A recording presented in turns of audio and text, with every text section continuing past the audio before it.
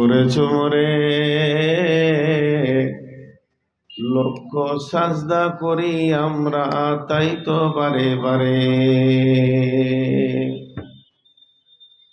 মহাবিজ্ঞানী আল্লাহ তুমি সৃষ্টি করেছো মোরে, লক্ষ কোটি সাজদা করি তোমার কদমে বারে বারে। চন্দ্র সূর্য ঘুরছে সদা দিবানিশি ভোর, গ্রহ তারা শোয়া দেখি আকাশ মাথার পর। যে মাটিতে ফসল ফলে অম্ল তিক্ত ঝাল, সেই মাটিরই উপাদান সাদা বেগুনি লাল। মায়ের পেটে জন্মে শিশু, জলের পেটে মাছ, ভূমির পেটে কত সম্পদ লাখো রকম গাছ। মিল নাই রে চেহারায় নাই রে গলার স্বরে, অদ্ভুত তোমার কারিগরি দেখছি জীবন ভরে। জোড়া সৃষ্টি করেছ সবার তাই তো সুন্দর ধরা, একের লাগি অপরজনে হয় যে মাতোয়ারা। আত্মার মতো শক্তি তুমি রেখেছ গোপন করে, শত চেষ্টাও করে তাকে পারি না রাখতে ধরে। ডাক্তার বৈদ্য কবিরাজ যত পাগল হয়ে যায়, কোথায় থাকে আত্মা তাকে খুঁজে নাই পায়। সাগরেরই নোনা জল কেমনে মেঘের কোলে, শোধন হয়ে পরে ধরায় সোনার ফসল ফলে। মোদের যৌবন রূপ লাবণ্য পারি না রাখতে ধরে, এই তো মরা মহাবিজ্ঞানী মিশব মাটির পরে। আলো বাতাস পানি দিয়ে জীবের প্রাণ বাঁচে, পাহাড় পর্বত আছে বলি ধরা সমতা আছে। মোরা বিজ্ঞানী পারি শুধু ভাঙা করা কাজ, তোমার সৃষ্টি দেখে মোরা পাই গো বড়ই লাজ। সৃষ্টিলয়ের আবিষ্কারক মহাবৈজ্ঞানিক তুমি, আকাশ বাতাস জুড়ে আছে সাগর মরুভূমি।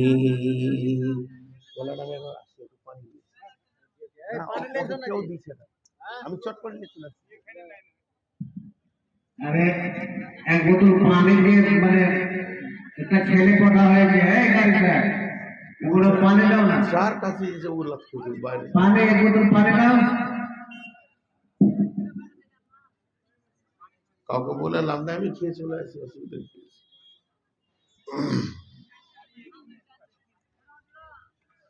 শ্রদ্ধেয় সুযোগ্য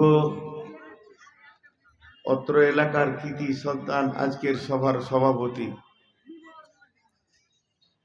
উপস্থিত আলেম ওলামা বৃন্দ, সামনে আমার দিনদার ইমানদার মমিন ভাই সকল, পর্দা থেকে শূন্যওয়ালি মমিনা মা ও বোনেরা, প্রশংসা গুণগান স্তব স্তুতি ভালোবাসা তকদির হায়াত মওত রুজি জান্নাত জাহান্নাম পুলসিরাত আখেরাত সবকিছুর মালিক আল্লাহ। যে মহান মুনিব আজকের এই নির্দিষ্ট দিনে আমাদেরকে বিভিন্ন এলাকা, বিভিন্ন গোত্র, বিভিন্ন বংশ, জাতি, ধর্ম, বয়স, বর্ণ নির্বিশেষে এক মাদ্রাসা কেন্দ্রিক আয়োজিত মহফিলে হাজির করেছেন, আমরা সেই মহান মুনিবের দরবারে একবার শুকরিয়া করি আলহামদুলিল্লাহ। দরুদ ও সালাম বর্ষিত হোক আখিরি পয়গম্বর নবিকুল শিরোমণি ইমামুল আম্বিয়া নবী মুহাম্মদুর রাসূলুল্লাহ সাল্লাল্লাহু আলাইহি সাল্লামের উপর। আল্লাহুম্মা আমিন আল্লাহুম্মা সাল্লি আলাইহি আল্লাহুম্মা বারিক আলাইহি। মোহতারাম ভাই ও বুজুর্গ দোস্ত, কোনো একটা বিষয়, কোনো একটা অনুমানকে কেন্দ্র করে, অনুশীলনকে কেন্দ্র করে আপনাদের সামনে মহাগ্রন্থ আল কোরআন থেকে কয়েকটি আয়াত তেলাওয়াত করেছি, যেগুলোকে সামনে রেখে কয়েকটি কথা বলবো বলে নিয়ত করেছি। যদি আমার মাবুদ আমাকে কথা বলার তৌফিক দেন তো আমার তৌফিক ইল্লা বিল্লাহি আলাইহি তাওয়াক্কালতু ওয়া ইলাইহি উনীব। আজকে আমার আগে যে বক্তব্যগুলো হচ্ছিল আমি খানিকক্ষণ শুনতে পেয়েছি, রাস্তা থেকে শুনছিলাম। ওনাকে আমি চিনি, উনিও আমাকে চিনেন, আর যিনি সদারত করছেন ইনি তো আমাকে ভালো করে চেনেন। তো যে বক্তব্যগুলো রাখছিল, আপনাদের কি হচ্ছিল ওটা আমি বলবো না, আমার জন্য আমাকে ক্লাস হচ্ছিল, আমি পড়ছিলাম, উনি পড়াচ্ছিলেন। ওই বক্তব্য যদি আর খানিক চলতো তো আরো ভালো হতো। ওইদিকে আবার লুটালে গেল একজন পানি আনতে, এত কম।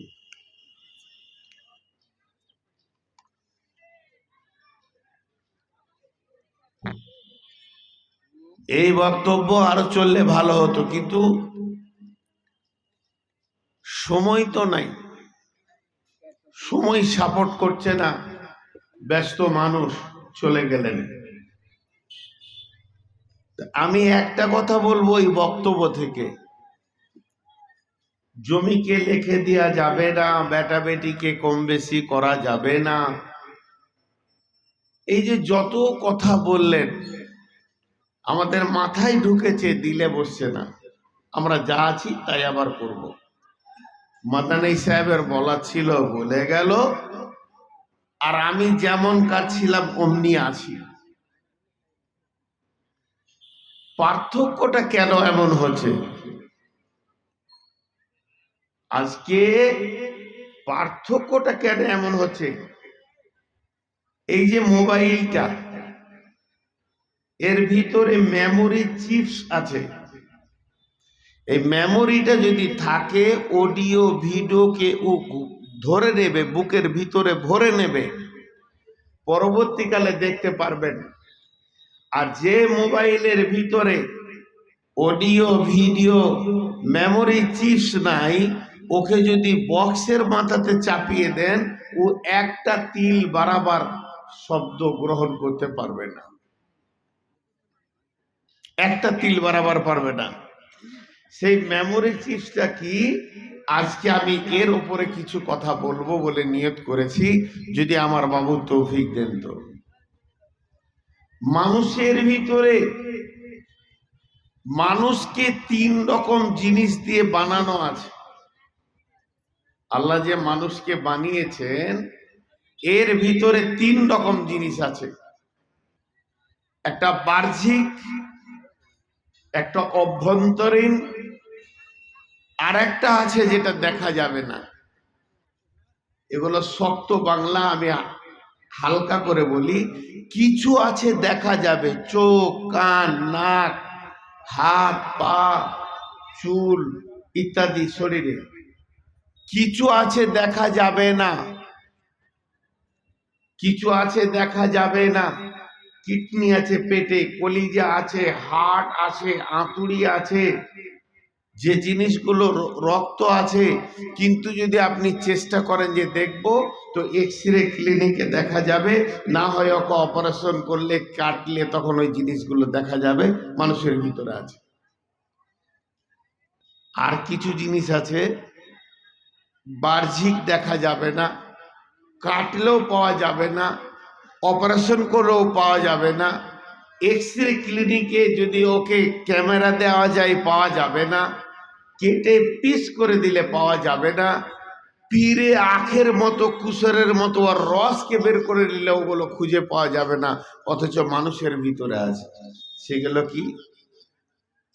রাগ, লোভ, লালসা, হিংসা, পরনিন্দা, পরচর্চা, বিদ্বেষ, শান্ত, সুষ্ঠু, এই যে জিনিসগুলো মানুষের ভিতরে পড়া আছে। কোরআন শরীফটা মুখস্থ করেছে, কেউ কবিতা মুখস্থ করলো, কেউ ইংরেজি মুখস্থ করলো, কেউ বাংলা মুখস্থ করলো, কেউ হিন্দি মুখস্থ করলো। ওগুলো মানুষের ভিতরেই আছে, কাটলেও কোথাও পাওয়া যাবে না, ঠিক টাইমে পাওয়া যাবে। যতগুলো জিনিস এই রকম আছে, এর ভিতরে ঈমান আছে, এর ভিতরে আল্লাহর ভয় আছে, খৌফ আছে, এর ভিতরে আপনার কিনা পরেশগারি আছে, হারাম থেকে বাঁচার আছে, হালালকে ধরার আছে। এগুলো যতগুলো আছে তার মধ্যে যতগুলো পার্টস আছে তার মধ্যে 1 নম্বর দামি পাঁচটার নাম হলো ঈমান। ঈমান মানুষের ভিতরে আছে। আর ঈমানকে যে ধরে রেখেছে, ঈমান যা চাই ওইটা যে দিতে পারে, ওর কাছেই আছে, তার নাম হলো খৌফ, ভয়। ভয়, যার ভয় আছে তার সংশোধন আছে, যার ভয় নাই তার সংশোধন নাই। ভয়, খৌফ, এই খৌফের উপরে আল্লাহ কত আয়াত নাযিল করেছেন কোরআনের ভিতরে। একটা মিসাল দিব, তারপর আমি আয়াতে চলে যাব। মিসালটা কি, ধ্যান দিয়ে শুনেন। এই মাদ্রাসাতে আপনি আসলাম, 4-5 জন বসে আছি, কয়েকটা ছেলে এখানে খেলা করছে, 10-20টা ছেলে মাদ্রাসার ছাত্র খেলা করছে। একটা ছাত্রকে কারি সাহেব ডাকলো, ওই এদিকে আয়, আবুল কালাম এদিকে আয়। কাছে আসলো, কারি সাহেব বললে বাবা এটা করতো। ও হেসে দিল, মানলো না, ওস্তাদ মানলো না, চলে গেল। দিলে কোনো ভয় নেই, ও চলে গেল, তা গেলই, গাঁদে চলে গেল। আর একটা ছেলেকে ডাকছে কারি সাহেব,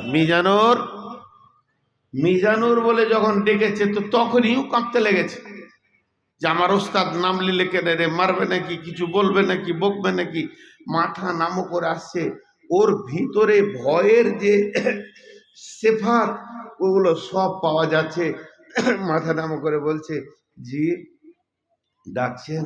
বলে হ্যাঁ তোমাকে ডাকছি, লোটা নিয়ে 1 লোটা পানি নিয়ে এসো। ভয়ে ভয়ে পানি এনে দিল, এও চলে গেল পানি এনে দিয়ে। একটা মানল না, চলে গেল, একটা মেনে চলে গেল। আপনি যদি ওই চেয়ারে পাশে বসে থাকেন আমাদের, তখন বলবেন যে ছেলেটা ভয় খেয়েছে, কাঁপছে ওস্তাদের ডাকে, ওর জন্য বলবেন এটা মানুষ হবে, ওইটা মানুষ হবে না। আপনি বলবেন, আমি বলবো না, সভাপতি বলবে না, আপনি বলবেন যে ছেলেটা ভয় খেলো ওটা মানুষ হলো, যেটা ভয় খেলো না ওর জিন্দেগি বরবাদ, বরবাদ।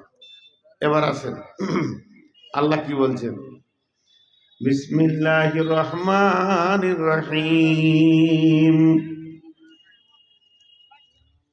আলিফ লাম মিম, যালিকাল কিতাবু লা রাইবা ফীহি হুদাল লিল মুত্তাকিন।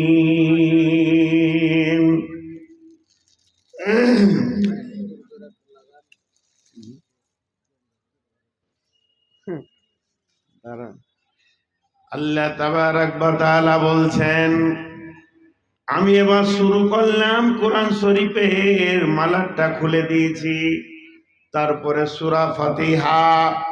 এবার আমি কোরআন শুরু করছি, আল্লাহর ভাষাটা দেখেন, আলিফ লাম মিম, এগুলো হরফে মুকাত্তাত। তারপর আল্লাহ বলছেন যালিকাল কিতাবু, এই গোটা কিতাবটার লেগে বলছেন যালিকাল কিতাবু লা রাইবা ফীহি, এই কিতাবের মধ্যে কোনো সন্দেহ নাই, এই কিতাবের মধ্যে কোনো সন্দেহের অবকাশ নাই। এই কিতাব থেকে হেদায়েত পাবে কে, এই কিতাব থেকে হেদায়েত নিবে কে, এই কিতাব থেকে জান্নাতের রাস্তা পাবে কে। আপনাদের কাটিয়ারে হাই রোড আছে, পূর্ণিয়াতে হাই রোড আছে, মণিহারির হাই রোড আছে, কিষানগঞ্জের হাই রোড আছে, আমাদের পশ্চিমবঙ্গে জাতীয় সড়ক আছে। কিন্তু যদি আপনার বিবেকে ইমানের চোখ থাকে তো দেখেন এই কোরআনের ভিতরে একটা হাই রোড রয়েছে। এই রোডটা শিলিগুড়ি যায় না, এই রোডটা আপনার কলকাতা যায় না, পাটনা যায় না, এই রোডটা সুজা জান্নাতে চলে গেছে। এই হাই রোডটা পাবে কে, খুঁজে পাবে কে, এই হাই রোডে উঠবে কে, আর জান্নাতে পৌঁছাবে কে? আল্লাহ তার কোটেশন বলে দিয়েছেন, হুদাল্লিল মুত্তাকিন। যার দিলে আল্লাহর ভয় আছে গোটা কোরআনকে সে কাজে লাগিয়ে নেবে। যার দিলে আল্লাহর ভয় নাই ওর দ্বারা কোরআন কোনো কাজ হবে না। প্রথমেই আল্লাহ মেরে দিয়েছে। এই ভাই ওই ছেলে তিনটেকে উঠিয়ে দাও তো, ওরা ওখানে কথা বলছে আর আমার খুব ডিস্টার্ব হচ্ছে। না উঠিয়ে দেন, উঠিয়ে দেন, ওরা আবার বলবে। ওকে 3-4 বার লোক যে ওদেরকে বললো, কিন্তু ওদের দিল বসছে না। একটু ধ্যান দেন, তাহলে ভয় থাকতে হবে। ভয় থাকলে ও আর সংশোধন আছে, যার ভয় নাই তার সংশোধন নাই। একটা আয়াত করলাম, এখন দুটো দুনিয়াবি কথা বলছি, দুনিয়াবি কথা না, কোরআন না হাদিস। এগুলো কোরআন হাদিস নয়। চায়ের দোকানে বসে আছো, বসে থাকতে থাকতে চা খেতে খেতে বিড়িটা এমনি করে টেনে দিয়ে ফুস করে ছেড়ে বলবে, আমি কোনো শালাকে ভয় করি না। এইটা হয়ে গেছে এই দুনিয়ার স্টাইল, এইটা হয়ে গেছে এই দুনিয়ার স্টাইল। যদি ওই কথাটা কেউ মার্কেটে বলে তো ওর দিকে এমন করে সব ভিড় লাগিয়ে দেখবে, বাপরে কাউকে ভয় করে না, ও কাউকে ভয় করে না। হালাকে ভয় সবারই আছে, ভয়টা অন্যদিকে লাগিয়ে দিয়েছে, কাজে লাগাইনি। ওটা প্রমাণ হয়ে যাবে খানিক পর। কাউকে ভয় করি না। ভাইরা আমার, পৃথিবীর অদ্বিতীয় মানুষ, যার সঙ্গে কোনো মানুষের তুলনা করা যাবে না, যিনার সম্মানটা আল্লাহর পরে পরে, যিনি নবীদের নবী। শুধু তাই নয়, যার আগের গুনাহ মাফ, যার পিছের গুনাহ মাফ। এই পর্যন্ত নয়, যিনি এই পৃথিবী থেকে আল্লাহর আরশ পর্যন্ত পৌঁছিয়েছেন, আল্লাহ যার উপরে গোটা কোরআনকে নাজিল করেছেন এবং গোটা কোরআনটা তার নবীকে অফ করে দিয়েছেন। বিসমিল্লাহির রহমানির রহিম, ওয়া ইন্নাকা আলা খুলুকিন আযীম। এর সঙ্গে কারো তুলনা করা যাবে না। বিজ্ঞানীরা বলছেন রসুলের এই মুষ্টির ক্ষমতা ছিল 360টা পুরুষের। আমি এখানে মেরেছি, এই যে মারলাম, রসুল যদি একবার মারতেন বুড়া হয়ে যেত। 360টা পুরুষের পেশির ক্ষমতা ছিল। এই রকম একটা ব্যক্তি যার কাছে জিবরাইলের আগমন ঘটেছে, এই রকম একটা সম্মানী ব্যক্তি হযরতে আবু বকরকে বলছেন, আবু বকর রে, আমি যখন সূরা হুদকে তেলাওয়াত করি, সূরা নাবাকে তেলাওয়াত করি, সূরা ইজাস সামাউন ফাতারাত, ইজাস শামসু কুব্বিরাত, এই আয়াতগুলোকে যখন আমি তেলাওয়াত করি, আল্লাহর ভয়ে আমার দিলের ভিতরটা থরথর করে কাঁপে। মনে হয় যেন আমার বয়স কমে গেছে, আমি কবরের দিকে চলে গেছি। আমি আল্লাহর ভয়ে কম্পমান হয়। বিশ্ব নবীর দিলে আল্লাহর ভয় ছিল, বিশ্ব নবীর দিলে আল্লাহর ভয় ছিল। একটা আবার দুনিয়াবি কথা বলছি। এক যুগে আমরা যখন ছোট ছিলাম, ক্লাস 3-তে পড়তাম, সেই যুগে মাগরিবের পর যদি রাস্তাতে বের হতাম তো দেখতাম কে আছে নাকি রে, বাপ লয়, ওস্তাদ লয়, চাচা টাচা পাড়ার। কে রে? চাচা যদি বলতো কে রে, রাস্তায় কে ঘুরছে, মারলাম তো। পড়তে বসিনি, মারবে। ভয় ছিল, আব্বাকে ভয় ছিল, শিক্ষককে ভয় ছিল। আর এই যুগে ভয়টাকে কেটে দেন ক্রস করে, শিক্ষককে মানে না, ছাত্র শিক্ষককে মানে না, তালবিলি ওস্তাদকে মানে না, ছেলে পিলে বাপ মাকে মানে না। ভয় জিনিসটা চলে গেছে। সারা দুনিয়াটা এখন নোংরা ছেলেতে ভর্তি হয়ে গেছে। মানতে মানতে না মানার প্রভাবটা এত বেশি পড়ে গেছে যে স্ত্রী স্বামীকে মানে না, স্ত্রী স্বামীকে মানে না। ভয় কোন দিকে উড়ে চলে গেছে। দিয়ে শেষকালে আগেকার যুগে যদি কেউ বিড়ি টিড়ি খেত, এমনি করে লুকিয়ে চারিদিকে তাকাতো, আর একজন এমনি করে বলতো মৌলবি সাহেব আসছে, পিছু দিকে লুকাইতে হতো, মৌলবি সাহেবের সঙ্গে খাবো না। এখন আবার মৌলবি দেখলি ধরাছে। হ্যাঁ, তারপর মুর্শাকে বলছে আসসালাম আলাইকুম, অর্ধেক ধোঁয়াতে বলছে। এখন ভয় নাই। ওকে যদি কেউ বলে ওই বলছে আসছে রে, ও তখন বলে ও আল্লাহকেই ভয় করি না, তা ওকে কেন করবো? কত সাহস। কথাটা কি বললে? আল্লাহকেই ভয় করি না। আহা, কত দূর পৌঁছে গেছে এই ক্যান্সার, কত দূর পৌঁছে গেছে। ভাইরা আমার, আল্লাহ তাবারক ওয়া তাআলা বলছেন মা ইয়ালফিযু মিন কাওলিন ইল্লা লাদাইহি রাকীবুন আতীদ। তুমি যে কথাগুলো বলো সেগুলো সংরক্ষণ হচ্ছে। তুমি এমন একটা শব্দ বলছো না যেটা সংরক্ষণ হচ্ছে না। অতএব তুমি যা বলবে একজন লেখক তা লিখতে রয়েছে। অতএব সাবধানে কথা বলো। মা ইয়ালফিযু মিন কাওলিন ইল্লা লাদাইহি রাকীবুন আতীদ। তুমি যে বললে আমি আল্লাহকে ভয় করি না, ওটা তোমার লেখা গেছে। যেদিন কিয়ামতের দিন তুমি উঠবে, আল্লাহ তোমার সামনে পেশ করবে, আর তুমি বলবে আল্লাহ মাফ করে দাও। কেমন করে তুমি মাফ পাবে?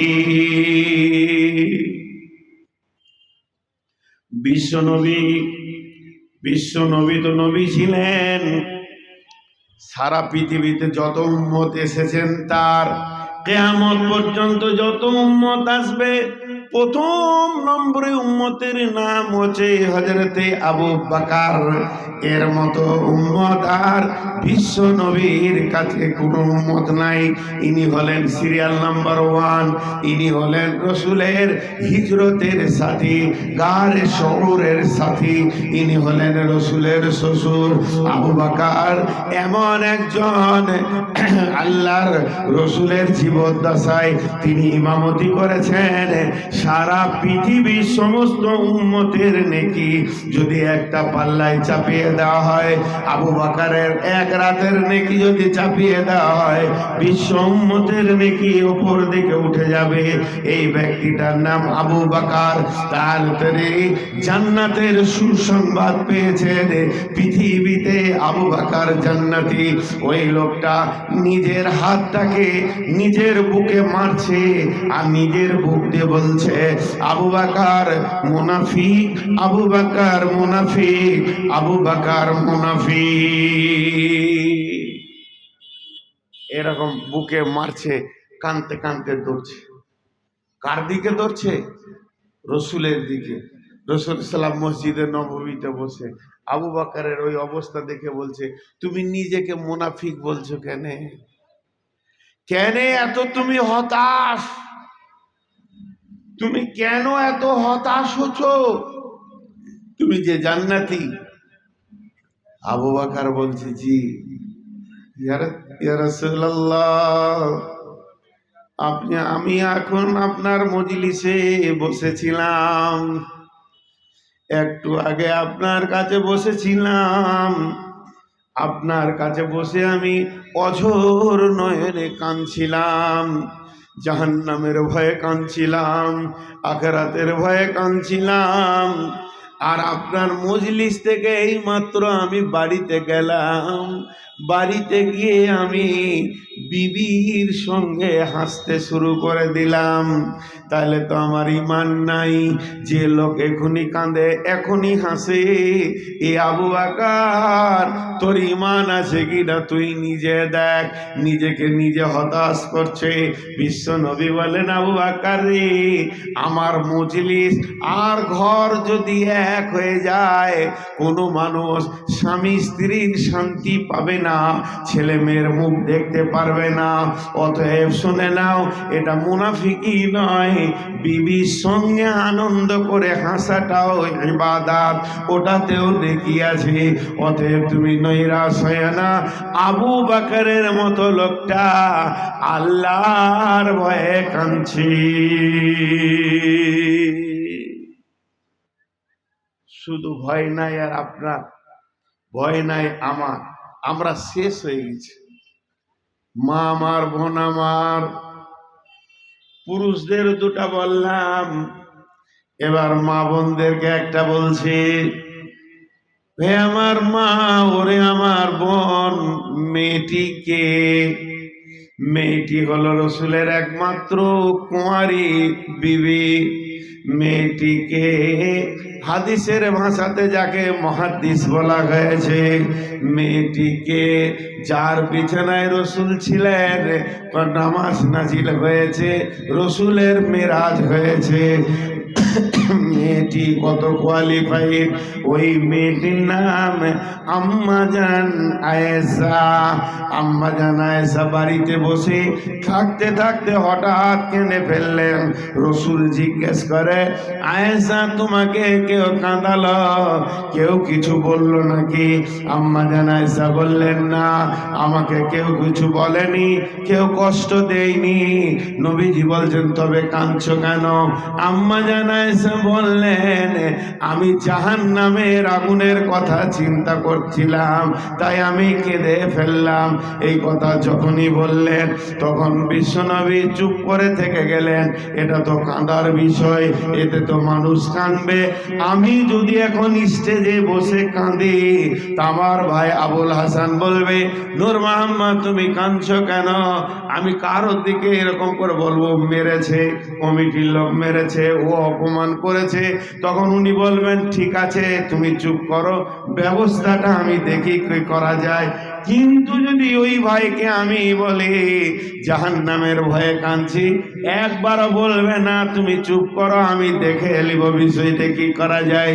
এমনকি বিশ্বনবী নিজের বিবিকেও এ কথা বলছে না, আয়েশা রে তুমি চুপ করো, ওই ধারটা আমি দেখে নিব কি হবে না হবে। আয়েশা দেখলো তো রসুল কোনো কথা বলল না। অতি চালাক মেয়ে ছিলেন, বুদ্ধিমতী মেয়ে ছিলেন, সঙ্গে সঙ্গে জবান খুলে বলছেন, হাল তাজকুরুন আহলিকুম ইয়াউমাল কিয়ামাত ইয়া রাসূলুল্লাহ। ওগো দয়ার নবী, ওগো আল্লাহর নবী, এটা মদিনার মাটিতে আমি কেঁদেছি, আপনার কলিজাতে লেগেছে, আপনি ধরে এসে জিজ্ঞেস করেছেন। একটা বার বলেন, যেদিন আমি কিয়ামতের দিন নাফসি নাফসি করে কাঁদবো, সেদিন কি আপনার বিবি বলে মনে থাকবে? আজকে যেমন মহব্বত করে জিজ্ঞেস করলেন, সেদিন কি মহব্বত করে জিজ্ঞেস করবেন নাকি? আল্লাহর নবী উত্তর দিলেন, সালাসাতা মাওয়াতিনা ফালা ইয়াজকুরুনা আহাদুন আহাদান। আয়েশা রে, তিনি হ্যাঁ বললেন না, আশায় থেকে যাবে। তিনি না বললেন না, ছোট মানুষ দিলে কষ্ট পাবে। তিনি এমন একটা ভাষা বললেন, ওই কিয়ামতের মাঠে তিনটে মৌকা এমন আসবে, কেউ কাউকে মনে রাখতে পারবে না, কেউ কাউকে মনে রাখতে পারবে না। তারপরে নবীজি নিজের কথাটাও বলে দিলেন, একটা হলো দাঁড়ি পাল্লা যখন ওজন চলবে নাকি বদি, কেউ কাউকে মনে রাখতে পারবে না। একটা ডান হাতে বাঁ হাতে যখন সার্টিফিকেট দেওয়া হবে, তখন কেউ কাউকে মনে রাখতে পারবে না। আর 3 নম্বর জায়গা হলো ইজা ওজিয়াত তরিকু ফি জাহারে জাহান্নাম, জাহান্নামের মুখের উপরে পুলসেরাতকে যখন ফিট করা হবে, কেউ কাউকে মনে রাখতে পারবে না। ऐसा বুঝে নিলে কিয়ামত বড় জটিল। আমার হাবিব আমাকে বলে নিজে দেখে নিব। এগুলো ছিল আল্লাহর ভয়। ভয় একটা এমন জিনিস, সব কাবু হয়ে যাবে। ভয় একটা এমন জিনিস, সব কাবু হয়ে যাবে। একটা উদাহরণ দিয়ে আপনাদেরকে মিশাল। ইঁদুর দেখেছেন? ইঁদুর, জি, এতগুলা লোক কেউ হ্যাঁ না বলছে না। বাংলাদেশে জালসা করে মজা পায়, সব হ্যাঁ না বলে। আর ইন্ডিয়াতে বলে না, তার থেকে বেশি বলে না কাটিহারে। ইঁদুর দেখেন না? ইঁদুর চুহা, হ্যাঁ, ওর কাজ কি? জিসিপি চালায়, জিসিপি চালায়, প্রতিদিন মাটি কাটে। ভালো ভালো ঘরকে একদম কেটে ভিতরে, কলকাতায় যেমন মাটির তলায় রেল চলছে, এ পাতাল রেল করে দিয়েছে। আমি এক জায়গায় বলছিলাম, আজকের বায়ানে ওটা না, ইঁদুরের 3-4টা মিশাল আছে। তার মধ্যে এক জায়গায় বলছিলাম শিক্ষা নিয়ে বায়ান করতে করতে, পৃথিবীতে সব থেকে বড় ইঞ্জিনিয়ারকে ইঁদুর, ওর মতো ইঞ্জিনিয়ার কেউ নয়। আপনার গ্রামের যে ছেলেটা দিল্লি থেকে ইঞ্জিনিয়ার পাস করে এসছে, ওকে নিয়ে আসেন, যে বলেন যে এই ঘরে একটা ফুটা কর টেढ़ा মন করে, আর ওই দিক থেকে একটা কর দে, একসঙ্গে লাগিয়ে দে, তো তোর কত ব্রেন আছে দেখবো। তো ও ফিতে আনবে, মাপবে, 35-40 বার মাপলে দেয়ালে সিধা সিধি লয়, দেয়ালটাকে টেढ़ा করে মারতে হবে।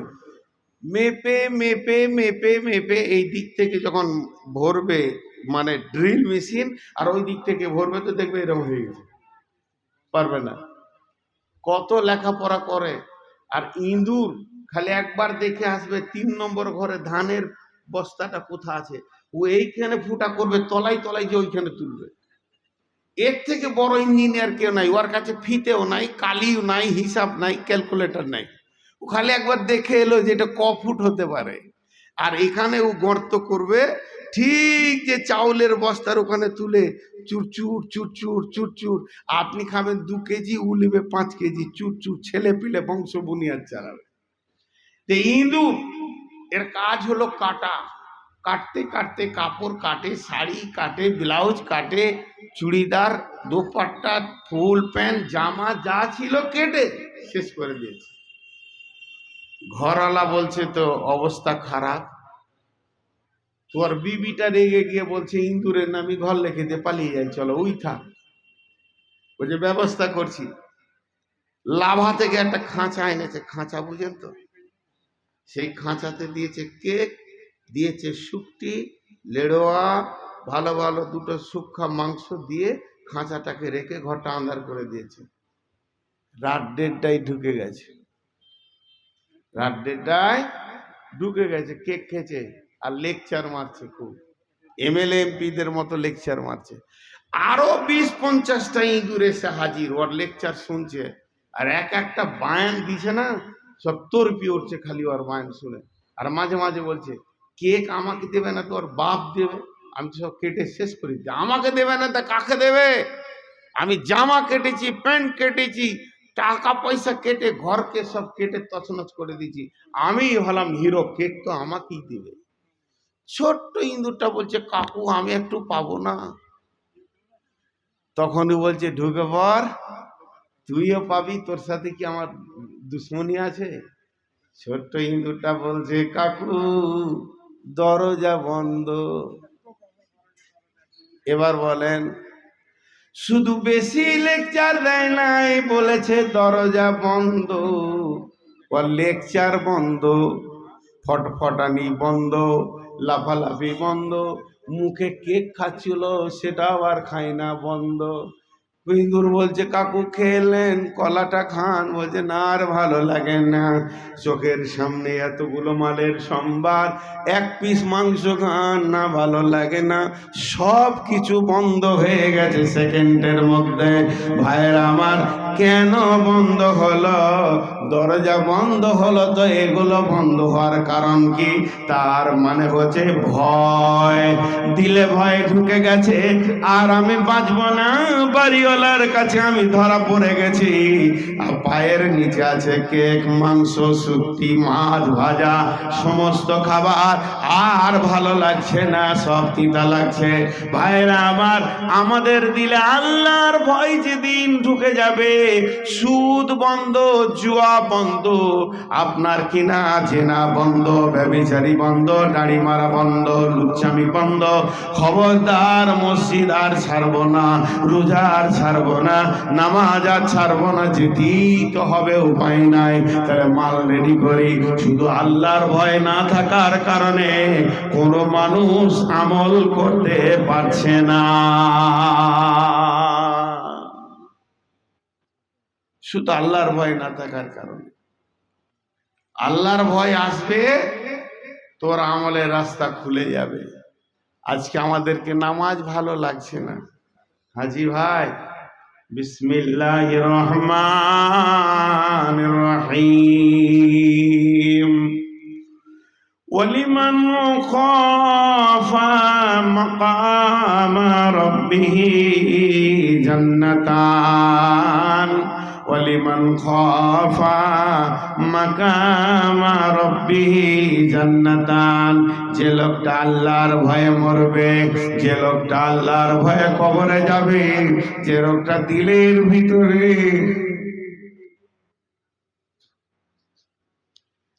আল্লাহর ভয়কে নিয়ে মাহশারের ময়দানে যাবে, ওই লোকটা দুইখানা জান্নাত পাবে। ওয়ালিমান খাফা মাকামা রাব্বিহি জান্নাতান। আল্লাহর ভয়ে যে দুনিয়াতে বাস করবে, আল্লাহর ভয়ে যে দুনিয়া থেকে যাবে, এর জন্য দুইটা জান্নাত রয়েছে। হযরতে উমর বিন খাত্তাব, মুসলিম জাহানের দ্বিতীয় খলিফা। আল্লাহর নবী উমরের ডিগ্রি বলেছেন, লাউ কানা বা'দা নবিয়ান কানা লাহু উমর। বিশ্ব নবীর মতো ব্যক্তিটা বলছে, আমার পরে যদি কেউ নবী হতো তো উমর হতো। সেই উমরের ঘটনা আপনাদের সামনে তুলে ধরেছি।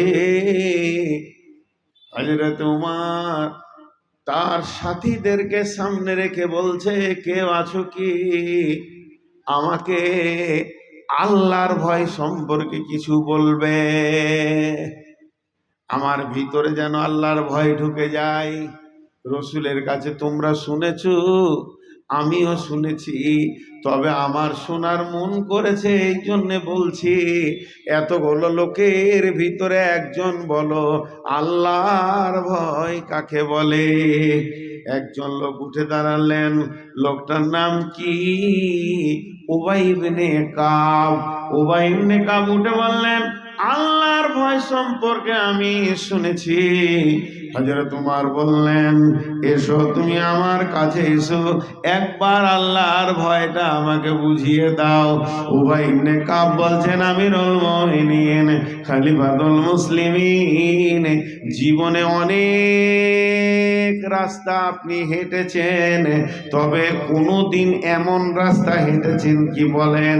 মধ্যখানে আলপথ, দুই দিকে জমি, দুই দিকে জমিওয়ালা তাদের জমির ফসলগুলোকে বাঁচানোর জন্যে কাঁটা দিয়ে দিয়ে দিয়ে দিয়ে বেড়া দিয়েছে। বোড়ের কাঁটা, বাবলার কাঁটা, ঘন কাঁটার বেড়া, মধ্যখানে আলপথ। এই পথে কোনোদিন হেঁটেছেন কি? হযরত উমর বলছেন, বন্ধু আমি হেঁটেছি। উবাই ইবনে কাব বললেন, কেমন করে হেঁটেছিলেন একবার আমাকে দেখান। হযরত উমর গায়ের কাপড়গুলো সেমটে নিলেন, চাদরকে সেমটে নিয়ে বললেন, এত ভয়ে হেঁটেছিলাম, না ডান দিকে ঝুঁকি না বাঁ দিকে ঝুঁকি, ডান দিকে ঝুঁকলেও কাঁটা, বাঁ দিকে ঝুঁকলেও কাঁটা, আর আমি কাঁটার ভিতরে যাব, আমার সুতো ছিঁড়ে যাবে, চাদর ছিঁড়ে যাবে, কাপড় ছিঁড়ে যাবে, চামড়া কেটে যাবে, রক্ত বের হয়ে যাবে। এই সাবধানে সাবধানে আলটার এই মাথা থেকে উত্তর মাথা পর্যন্ত আমি হেঁটেছিলাম। উবাই ইবনে কাব বলেন, বাস বাস বাস, হয়ে গেছে, আর বলতে হবে না। আল্লাহর নবী এটাকেই আল্লাহর ভয় বলেছেন। এই পৃথিবীটা মুমিনের জন্য কাঁটা যুক্ত জায়গা, আর কাফের বেঈমানদের জন্য প্রশস্ত জায়গা। মুমিন যেখানেই যাবে বিপদে পড়বে। ডান দিকে জুয়া, বাঁ দিকে সুদ, একদিকে মদ, একদিকে গান বাজনা, একদিকে ইউটিউব, একদিকে ফেসবুক, নানা দিকে যেন কুনহার কুনহার মেলা চলছে। মুমিন যে হবে, কাঁটার রাস্তাতে নিজেকে যেমন বাঁচাতে হয়, ওই রকম নিজেকে গুনাহ থেকে বাঁচিয়ে বাঁচিয়ে পৃথিবীর এই প্রান্ত থেকে কবর পর্যন্ত পৌঁছাবে। ওর গায়ে গুনাহ লাগবে না, ওর কাপড় কাটবে না, রক্ত বের হবে না। এরই নাম হচ্ছে আল্লাহর ভয়। আল্লাহর ভয় যার থাকবে, সে নিজেকে গুনাহ থেকে নিজেকে বাঁচাবে।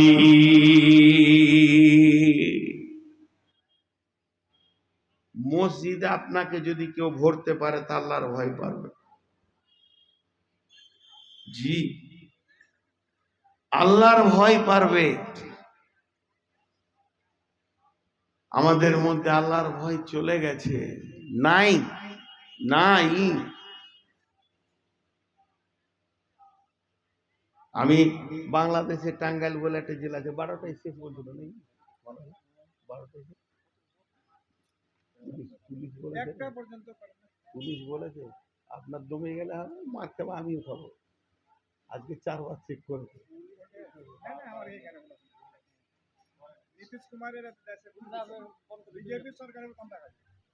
একটা পর্যন্ত পারবে না, 12:30 পর্যন্ত ছিল না।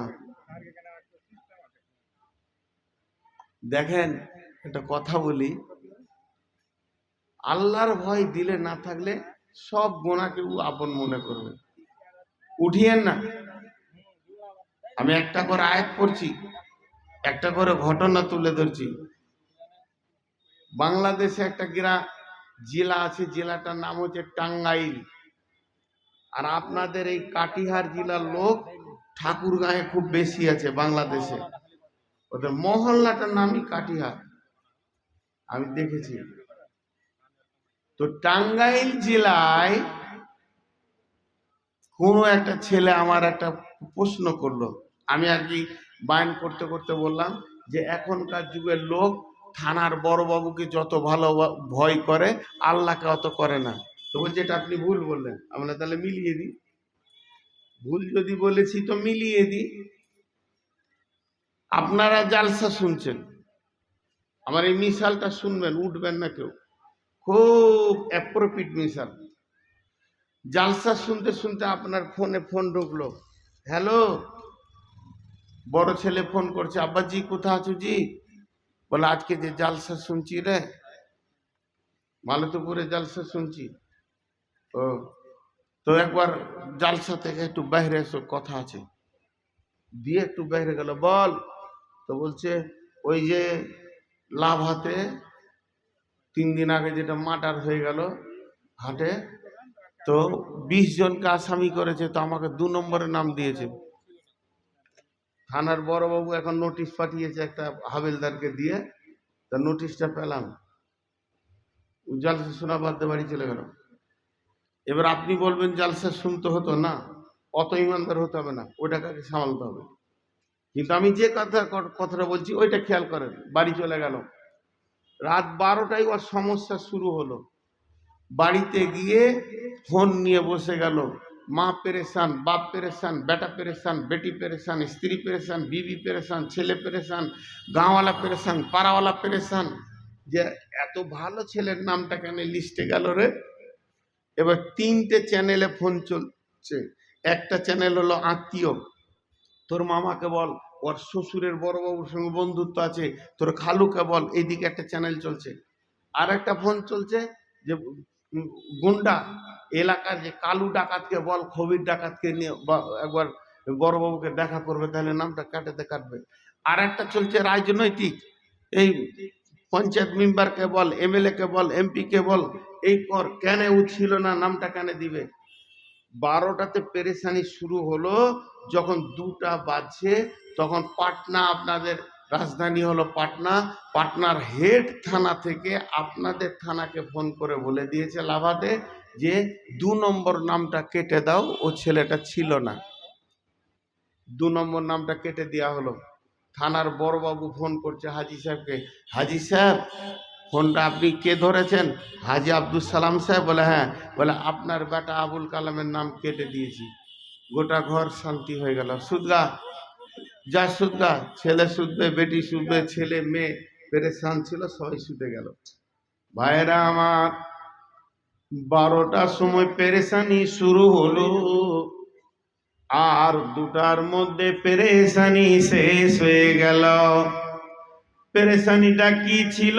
থানার পুলিশে তুলবে ভাগলপুর, না হলে পাটনা কিংবা কাটিহারের জেলে জীবন কাটবে, এর থেকে বেশি কিছু নয়। এইবার 2টার ঘড়ি 3টা গেল, 3টার ঘড়ি 4টায় গেল, 4টার ঘড়ি যখন 5টায় গেল, এটা থানার বড়বাবুর নোটিশ নয়, এটা কাটিহারের নোটিশ নয়, এটা রাজধানীর নোটিশ নয়, কেন্দ্রের নোটিশ নয়, আপনার কোনো পুলিশ নোটিশ দেয়নি, স্বয়ং আল্লাহ আপনার ঘরে নোটিশ পাঠাচ্ছেন। আসসালাতু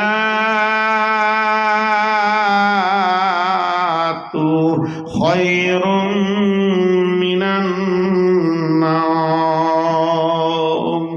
আল্লাহু আকবার, আল্লাহু আকবার, লা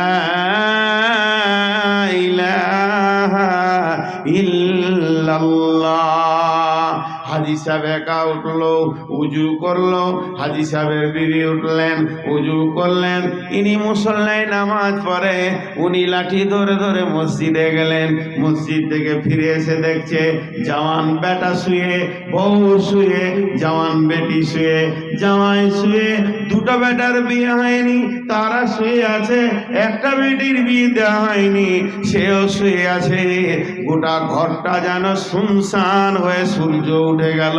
পূর্ব দিকে যখন সূর্য উঠল, জাহান্নামের ফেরেশতা ওই ঘরে জাহান্নামের নোটিশ টেঙে দিয়ে চলে গেল। মায়েরও পেরেশানি নাই, বাপেরও পেরেশানি নাই, স্ত্রীর পেরেশানি নাই, নিশ্চিন্তে দিন গেল, কাল গেল, গেল রে বছর, ছোট হতে বুড়ো হলে আয়ু গেল তোর। কতগুলো নোটিশ তোর ঘরে দেওয়া আছে জাহান্নামের, একবার হিসাব করে দেখলি না? একটা নোটিশে গোটা বংশ পেরেশান হয়ে গেল, সেটাও আবার দুনিয়ার জেল, কাটিহারের জেল, ভাগলপুরের জেল, আর এটা হলো জাহান্নাম। পৃথিবীর 70 গুণ আগুনের তেজ, তার জন্য কার কোনো চিন্তা নাই। আখিরাতের বিষয়ে আমাদের ভয়গুলো শেষ হয়ে গেছে। ভাই, আমি একটা বিষয়ের উপর আপনাদের উপরে এখনো দাঁড়িয়ে আছি। খালি ভাবেন, যে কটা লোক বসে আছেন, আমি আমার মনের দিক থেকে বলছি, আপনারা বুঝছেন বা ভাবছেন। থানার পুলিশের নোটিশে গোটা ঘর তোলপাড় হয়ে গেল, ঘুম ছেড়ে দিয়ে বসে দরাদরি করছে, আর স্বয়ং জাহান্নামের নোটিশ চলে এলো তো কোনো টেনশনই নেই। সকালে উঠে বড় বেটা বিড়ি ধরাবে, গরুকে খেতে দিবে, 2টা কাজ করবে, ছোট বেটাটা বাইক নিয়ে সিগারেট ধরে কাটিয়ার চলে গেল। ও থাকগা তোর নোটিশ। আল্লাহ তাবারাক ওয়া তাআলা বলছেন, ওয়াম্মা মান খাফা ফাম্মা মান তাগা ওয়া আসারাল হায়াতাদ দুনিয়া ফাইনাল জাহিমা হিয়াল মাওয়া ওয়া আম্মা মান খাফা মাকামা রাব্বিহি ওয়া নাহান নাফসা আনিল হাওয়া ফাইনাল জান্নাতা হিয়াল মাওয়া। وأما من خاف مقام ربه ونهى النفس عن الهوى فإن الجنة هي المأوى জি কত সুন্দর কথা বললেন আল্লাহ। জাহান্নাম, পুলসিরাত বলছে না, ছোট কথা শোনো ও মুমিনের দল, তোমার দুটো পা আছে, এই স্টেজে উঠতে গেলে মাটিতে একটা পা, স্টেজে একটা পা, বাম পাটা মাটিতে রাখবো, ডান পাটা স্টেজে পড়বে। মুসলমান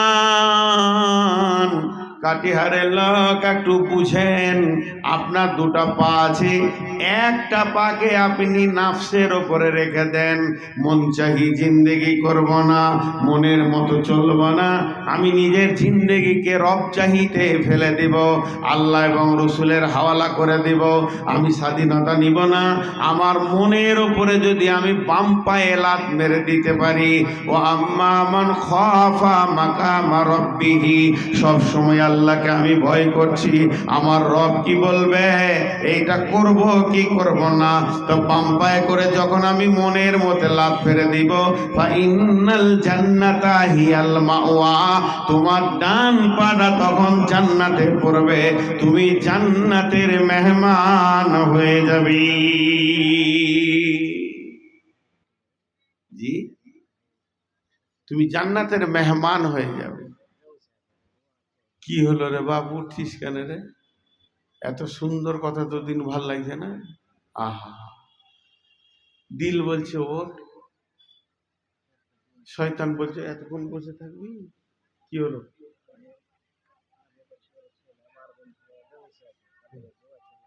আচ্ছা, কখন থেকে? আহ, আচ্ছা, দোয়া করছি। এই আল্লাহ, এজহাবিল বাস রব্বিন নাস ওয়াসফি আনতা সাফি লা শিফাউ ইল্লা শিফাউকা শিফাআন লা ইলাহা সাকামা। মাবুদ গো, তোমার একটা ছোট শিশু আজকে 12 দিন হুঁশ ফিরে পায়নি, মাবুদ তার জন্যে দান করে দোয়া চেয়েছে, আল্লাহ তুমি শেফায়ে কামেলা দাও, আজেলা দাও। এই মাবুদ তুমি শিশু, সে তো তোমার কথাই নিষ্পাপ মাবুদ, সেই শিশুটাকে তুমি সুস্থ সবল করে দাও এবং তার মা বাপের দিলে বেচৈনি থাকবে সেটা চয়ন করে দাও। আল্লাহ তুমি সুস্থ দিয়ে শেফায়ে আজেলা কামেলা দান করবে মাবুদ। এই আল্লাহ, আল্লাহ তাবারাক ওয়া তাআলা বলছেন, বিসমিল্লাহির রহমানির রহিম, ইয়া আইয়ুহাল্লাযীনা আমানুত্তাকুল্লাহা ওয়া কুলু কাওলান সাদীদা ইসলিহ লাকুম আমালাকুম ওয়া ইয়াগফির লাকুম যুনুবাকুম ওয়া মান ইউতি'ইল্লাহা ওয়া রাসূলাহু ফাকাদ ফাযা ফাওজান আযীমা। আল্লাহর ভয় কত কাজে লাগে দেখেন। আল্লাহর ভয়, খুব ধৈর্য ধরেন 5টা মিনিট, যে কথাটা বলছি ধ্যানের সঙ্গে শুনেন। মাথার চুল থেকে পা পর্যন্ত যতগুলো পার্টস আছে সব থেকে বেশি গুনাহ করে জিভ।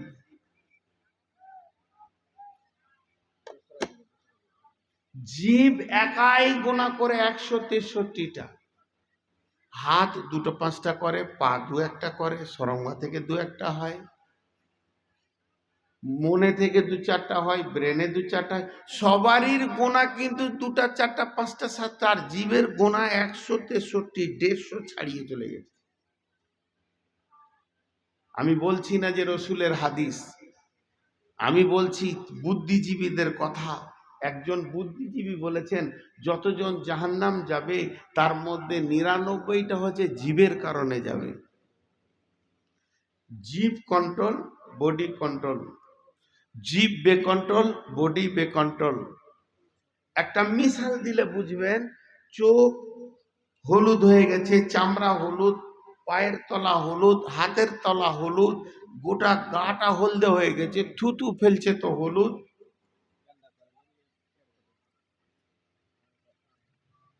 না, ওকে বলেছি কিছু তো সব হলুদ। হ্যাঁ ভাই, ওর রোগ কি? জন্ডিস। ডাক্তার ওকে শুইয়ে ওর চোখকে হলুদটা সাদা করবে না, চামড়া সাদা করবে না, চোখ সাদা করবে না, কিচ্ছু করবে না। ওর যে পাকস্থলী আছে ওইখানে জন্ডিস নামে একটা পোকা আছে, ওই কীড়াটাকে মারবে তো গোটা হাত পা সব ঠিক হয়ে যাবে। তো মানুষ হাতে পায়ে মনে দিলে ব্রেনে যত গুনাহ করে, ওর জিভ থেকে গুনাহ তৈরি হয়, ফাহেসা সব কিছু শুরু হতে হয় ওখান থেকে। জিভ কন্ট্রোল তো গুনাহ গোফ কন্ট্রোল। এবার এই আয়াত আল্লাহ বলছেন জিভকে কন্ট্রোল করো। জিভকে কি দিয়ে কন্ট্রোল করবেন? জীবকে কি দিয়ে কন্ট্রোল করবেন? জীবকে কি দিয়ে বাঁধবেন? রশি দিয়ে বাঁধা যাবে না, তার দিয়ে বাঁধলেও রাখতে পারবেন না, তার কাটা পিটিয়ে দিয়েও রাখা যাবে না। জীবকে কন্ট্রোল করা একটা ট্যাবলেট আছে, ওটা আপনি কপ করে গিলে দিবেন, আপনার জীব একবারে স্থির হয়ে যাবে, কন্ট্রোল হয়ে যাবে। সেটা কি? ইয়া আইয়ুহাল্লাযীনা আমানু, হে ইমানদারেরা, হে মুমিন লোক শুনে নাও, ইত্তাকুল্লাহ, আল্লাহকে ভয় করো। তোমার দিলে যখন আল্লাহর ভয় ঢুকে যাবে, ওয়াকুলু কওলান সাদীদা, তোমার জবান তখন সিধা হয়ে যাবে, মিষ্টি নরম ভদ্র কথা বলবে। আর তখন তুমি এমন একটা জায়গায় পৌঁছে যাবে, তোমার সামনে এসে যাবে একটা হাই রোড। ওমাইয়ুতিল্লাহ ওয়া রাসূলাহু, জীব যখন কন্ট্রোল হয়ে যাবে, লাভ কি হবে? ইসলিহ লাকুম আমালাকুম ওয়া ইয়াগফির লাকুম যুনুবাকুম, দুটি তোমার লাভ হবে। তোমার জীবনের আমল সহি হয়ে যাবে, যত হারাম সব পালাবে, যত হালাল আসবে, তুমি মসজিদ ঢুকবে, মদ থেকে বেঁচে যাবে। আর কি হবে? আমার জীবনের যত গুনাহ ছিল মাফ হয়ে যাবে। আর যখন মাফ হয়ে যাবে, তোমার সামনে একটা হাই রোড এসে যাবে, যে রোডে জান্নাতে যাওয়া যায়। ওমাইয়ুতিল্লাহ ওয়া রাসূলাহু, আল্লাহ এবং রাসূলের ইতাআতের মতো তোমার যোগ্যতা এসে যাবে। ফাকাদ ফাজা ফাওজান আযীমা, এটাই হবে তোমার সবথেকে বড় কামিয়াব। জিভ কন্ট্রোল, হাত পা কন্ট্রোল, ভালো আমলগুলো আসবে, খারাপগুলো চলে যাবে। তাহলে মেন জিভ, এটাই মনে রাখেন। আর আল্লাহর জন্য তুমি একটা রাস্তা পেয়ে যাবে, আর আল্লাহর কাছে পৌঁছে যাবে। কিন্তু জীবকে কন্ট্রোল করবে কে? ওই ট্যাবলেটটার নাম হচ্ছে ইত্তাকুল্লাহ, আল্লাহর ভয়। আল্লাহর ভয় জীবকে কন্ট্রোল করবে। জি, আজকে আমাদের দিলে নাই আল্লাহর ভয়, নাই আল্লাহর ভয়, নাই, শেষ হয়ে গেছি। বিসমিল্লাহির রহমানির রহিম। ইয়া আইয়ুহাল্লাযীনা আমানুত্তাকুল্লাহা হাক্কা তুকাতিহি ওয়া লা তামুতুন্না ইল্লা ওয়া আনতুম মুসলিমুন। হে ইমানদারেরা, তোমরা আল্লাহকে ভয় করো যেমন হক আল্লাহ রাখে।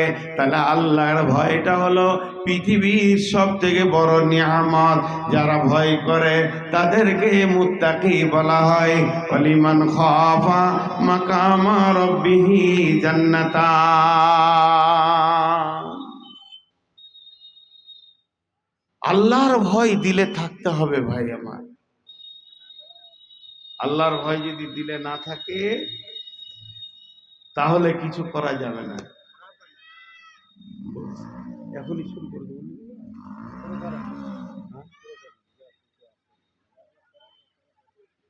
তাই হয়, কাট কেটে পারবো না।